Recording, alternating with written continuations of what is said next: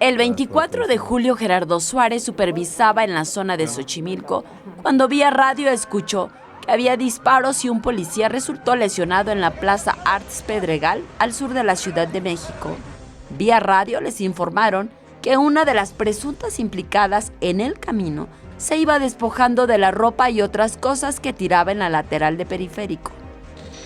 Nosotros ya íbamos sobre la rampa de Periférico para ingresar ya casi a Plaza Arts cuando la vi y le dije a mi operador que se detuviera, que se echara de reversa porque había una persona con esas características.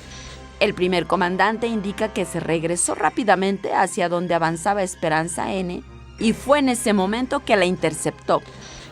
Bueno, le digo que se detenga, me identifico como policía y le pregunto cuál es el motivo por qué va en esas condiciones. Y me dice, no he hecho nada, yo ya me tengo que ir, llevo mucha prisa.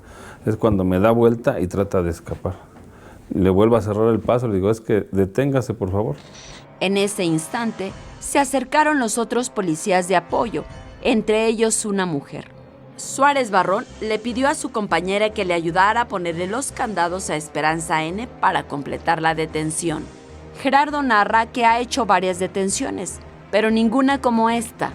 Es una satisfacción. Al momento uno no toma la dimensión hasta después que ya se entera uno de toda la situación.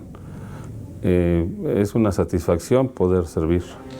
Tranquilo y satisfecho de hacer su trabajo correctamente, el primer comandante de la Policía Auxiliar sigue sirviendo a la ciudadanía en el sur de la Ciudad de México.